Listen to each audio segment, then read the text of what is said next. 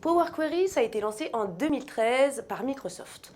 C'est un outil de mutualisation et de retraitement de bases de données avec un S, qui est à la fois donc présent sous Excel et Power BI, mais de manière bien distincte. Concrètement, Power Query vous permettra de remplacer vos macros dans un fichier et d'appliquer les mêmes modifications à plusieurs bases.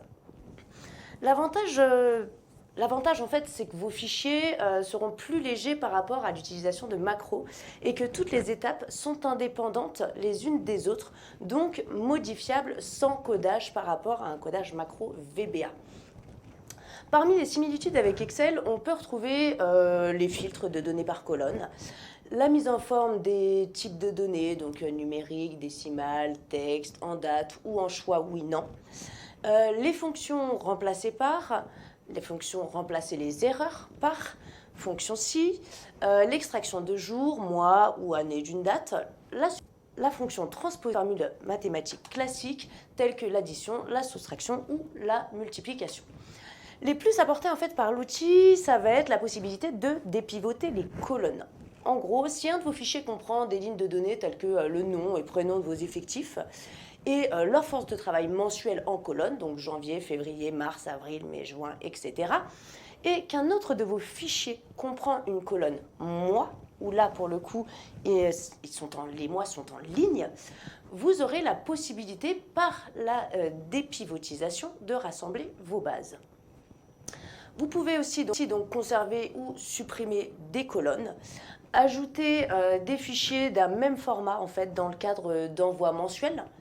Donc vous pouvez dans le cadre d'envoi mensuel, fusionner des requêtes à partir d'une clé commune en reprenant l'exemple des effectifs, un fichier contenant l'IDRH avec les noms et prénoms de vos collaborateurs, peut être combiné via l'IDRH pour obtenir en fait les adresses mail ou toute autre information qui vous seront utiles. Dans le cadre d'Excel, la restitution de cette base complète sera ensuite présente sous forme de tableau dans un fichier Excel indépendant. Ce tableau peut ensuite être transformé en TCD ou remis en forme en fait selon vos préférences et vos attentes. Sous Power BI, ce retraitement sera de toute façon une étape obligatoire pour vous permettre d'accéder à la visualisation de tableaux de bord ou de reporting. Autre avantage de Power Query, il ne traite pas uniquement des fichiers Excel.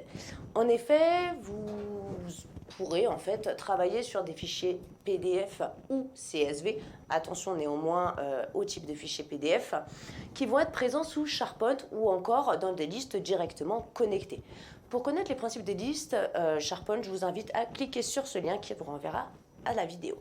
Le seul point négatif, si vous ouvrez Query depuis Excel et que vous chargez votre fichier dans Power BI, les retraitements ne seront pas pris en compte. Toutefois, il va exister quand même une astuce que je pense que je vous partagerai dans une vidéo.